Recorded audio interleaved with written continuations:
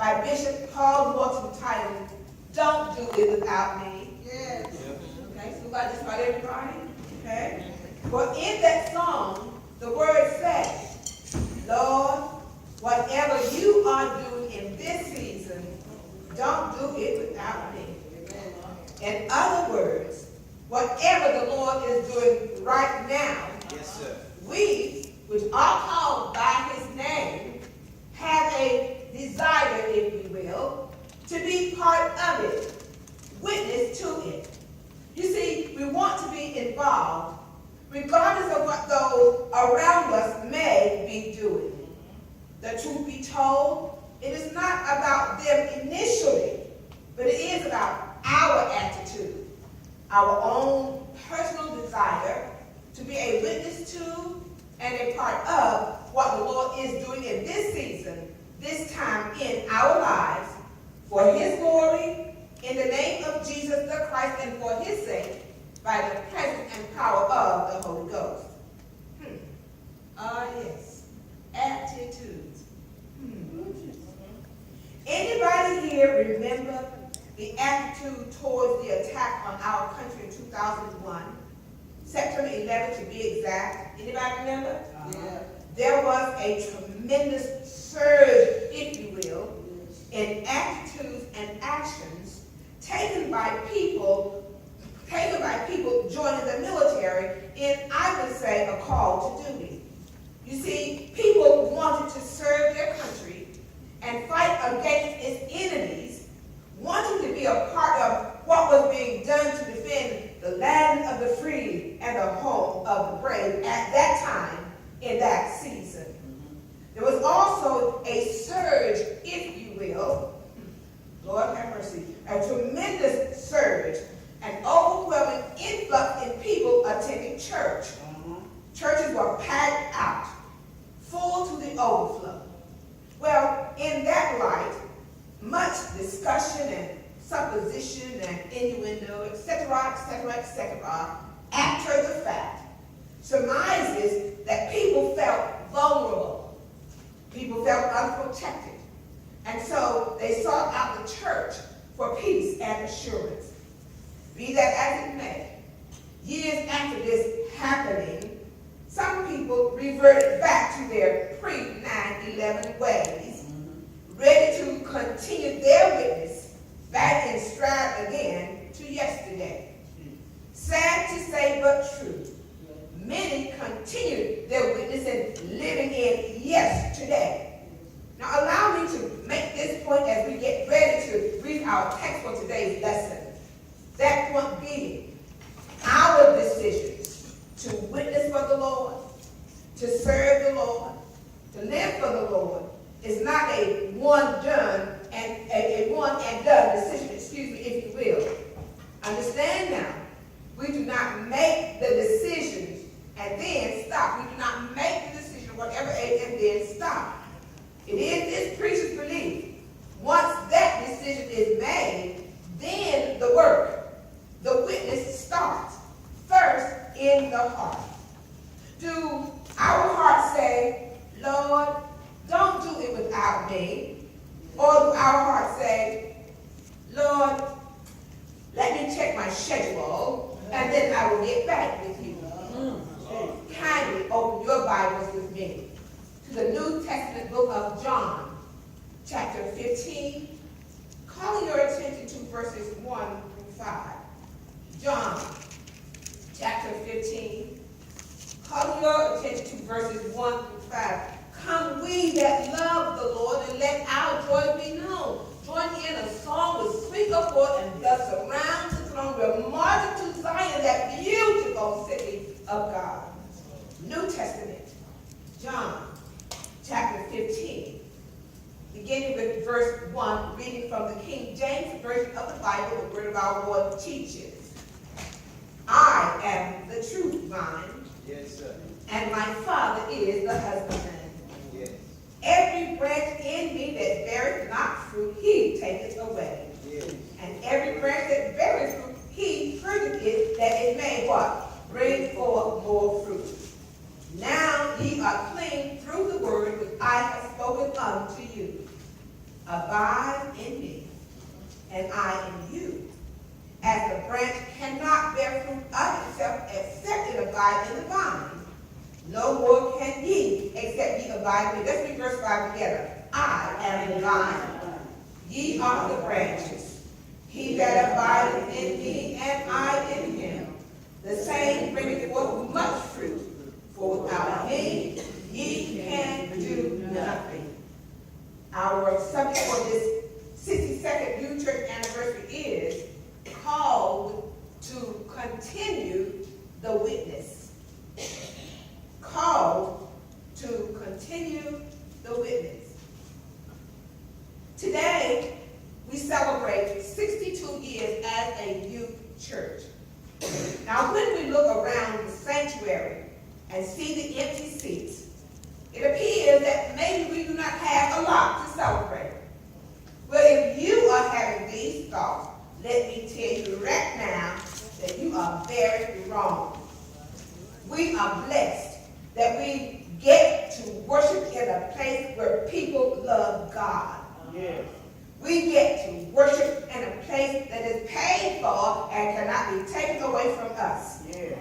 We worship in a place where we seek to understand the hearts of those around us, knowing that we are not perfect, yet we stand together with one another in good times and bad. Yes. We get to worship in a place where the young people have the opportunity to not only participate in the service, but to take a lead role in conducting the service. Yes. Now, while we may be few in number, we get to worship in a place where the Word of God is shared and taught. And through the advancement of technology, impact people we would never meet because we continue to answer the call to worship, to witness. I submit to you, on special occasions like anniversaries, it's natural to look back over the past and the smiles as we remember the good times, see the smiles as we remember the good times, and to shed tears as we recall the not so happy times as well. So this anniversary is our opportunity to look back over the past 62 years since the birth of this youth church, brought into being through the vision of a small number of people dedicated to following Jesus. Dedicated to following Jesus. I am the true vine, and my Father is the husbandman. As we celebrate today, we can truly say we've come this far by faith. The Lord has brought us a mighty long way marching to Zion, and because he will not leave us nor forsake us, the future of this youth church is blessed. We do realize we have not made it this far by ourselves, but there have been many who have gone on before that paved the way for where we are in 2020. Yeah. Ephesians chapter 2, verses 19 to 20 assures us, now therefore, ye are no more strangers and foreigners, but fellow citizens with the saints, and of the household of God, and are built upon the foundation of the apostles and prophets, Jesus Christ himself being the chief cornerstone, in whom all the building fitly framed together groweth into an holy temple in the Lord, in whom ye are also built together for an habitation of God through the Spirit. The youth church has grown upon a firm foundation of faith. And as we reflect on the ministry of days gone by, we can see the fruit of the labor of many. Consider the ones who will help keep the church intact. They are the ones who, when others get discouraged and leave, they will stay and work. Every church has these. Every church needs these. 2 John verse 8 admonishes us, look to yourselves, that we lose not those things which we have wrought, what we have worked for, but that we receive a full reward. Let us understand, church, Jesus has a big vision for his church, and it has to be built. Let's Jesus wants both. He wants to build quality of your up close and personal, your spiritual life, aka also known as holiness. And he wants to build the quantity of those who follow him, aka also known as evangelism, called to continue the witness. So, while we may not see the building full to capacity, it does not mean this ministry is not having an impact on the lives of others. We are blessed to be surrounded by witnesses trying to live their faith before the world. Amen. We may not get it, we will not get it right all the time, but we are blessed that we are at least putting forth the effort to change the world around us. I'm looking at the woman in the mirror. I'm asking her to change her ways. Go ahead on. No message can be any clearer. Take a look at yourself and make that change. Amen. God has been good to us, both individually and as a church. And as we honor our commitment to him, he is not slack in keeping any of his promises. For every branch in me that beareth not fruit, he taketh away. And every branch that beareth fruit, he purgeth it, that it may bring forth more fruit. Yeah. Think about this, church. Yes, today we celebrate 62 years. Yes, we have seen the move of God within these walls. Yes, we have experienced some troubling times. Yes, we have lost members through the years for varying reasons. Yes, we have experienced dry spells, if you will, when it seemed like we had to fight just to make it through, to feel the Spirit of God move within us. But he did move. Yeah. He never stopped empowering us, even when we could not feel him. He did not stop from using us, even when we didn't want to be used. He never stopped remembering us when we felt forgotten. The Holy Spirit never left our side, so that what we have needed has always been available to us as we continue the witness. The reality of a saving knowledge of the Lord Jesus Christ. Now ye are clean through the word which I have spoken unto you. Thank you, God. Thank you, Jesus. Thank you, Holy Ghost. Now, as we look to the future, I feel my help right now. Thank you, Jesus. It is important to know what we do today will have a far-reaching impact on people who we don't even know. And as we seek to serve the Lord, as we seek to serve the Lord, does our worship reflect the Christ who calls us out? How are we living, church? Are we living as a distinct, called out people? How are we empowered? How are we cooperating with the Holy Spirit who is calling other people out of yesterday, out of worldliness, to join us in Christ's new community, the remnant of God called to continue the witness? Let us be encouraged. No matter what's going on, he'll make it all right. But we got to be strong. Abide in me, and I in you. As the branch cannot bear fruit of itself, except it abide in the vine, no more can ye, except ye abide in me. Now, for those of us who are products and proteges of this new church, I submit to us, it is time to reflect on our experience that, as we are taught in Psalm 47, verses 1 and 7, God is our, 46, verses 1 and 7, God is our refuge and strength, a very present help in trouble. The Lord of hosts is with us. The God of Jacob is our refuge. Salah, Salah. Pause and think on these things. I submit to you, we can consider ourselves a remnant. Yes, we thank God for the past. And some of us, as we remember what used to be, in comparison to what is in the present, we have a tendency to become pessimistic about the future. As we face concerns about the decline in attendance numbers, an increasing age profile, if you will, think about what a remnant is. What is the significance of a remnant? Any takers? Any takers? Am I in by myself? What's a remnant? What is a remnant? Come on, somebody. Anybody? My study sources teach me that we are used to thinking of a remnant as being a leftover piece of cloth or carpet, being so cheap because it is the end of the roll, or it's an odd shape or an odd size, it's a little bag, a scrap-like, if you will. But let's spin it from the biblical perspective. A remnant called to continue the witness in every season of the life of a believer.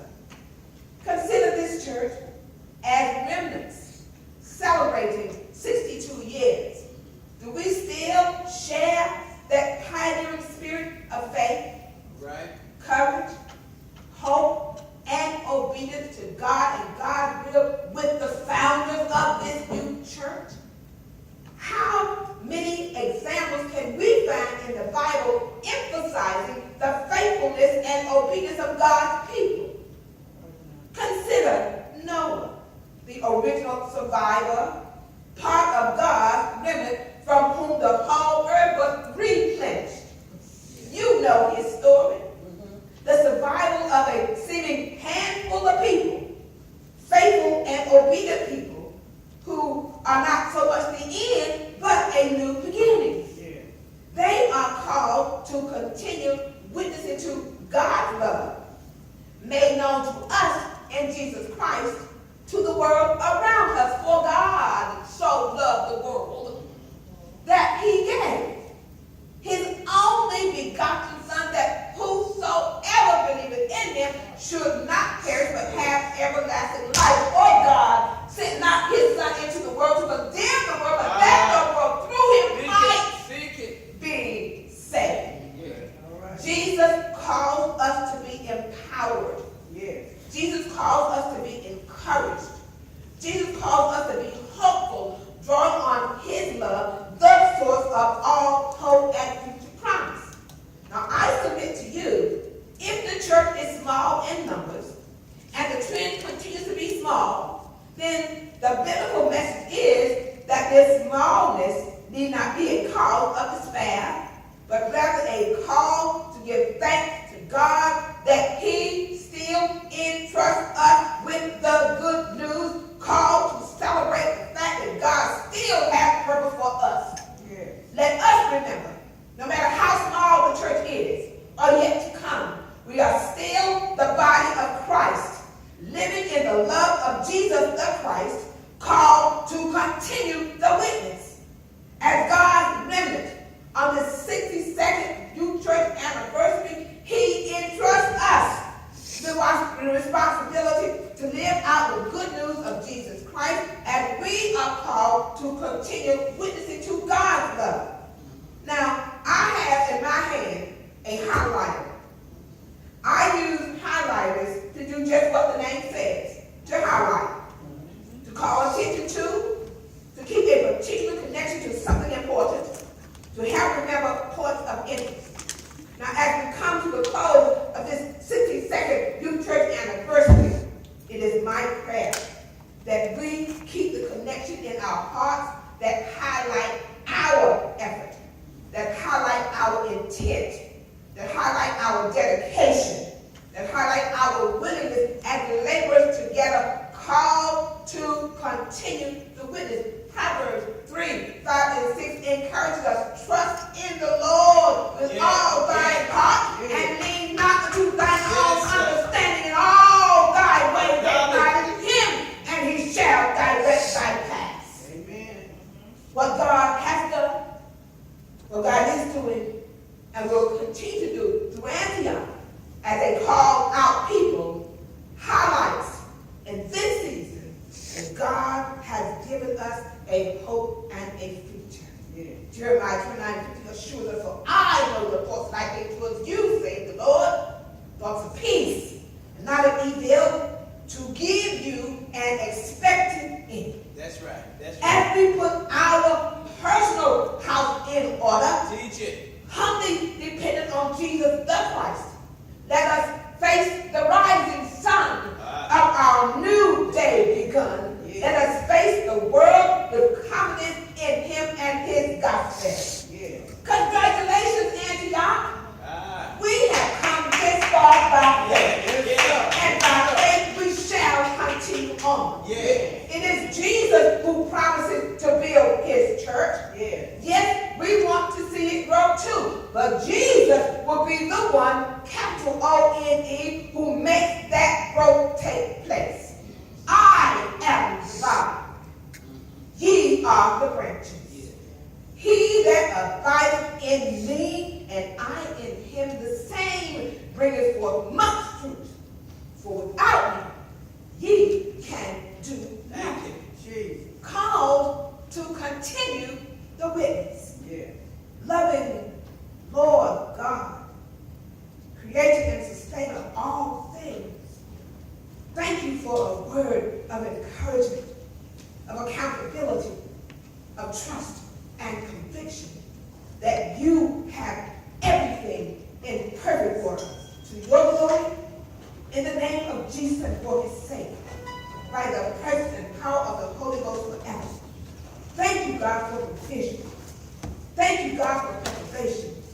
Thank you, God, for protection forevermore. When the sun don't shine, it's God.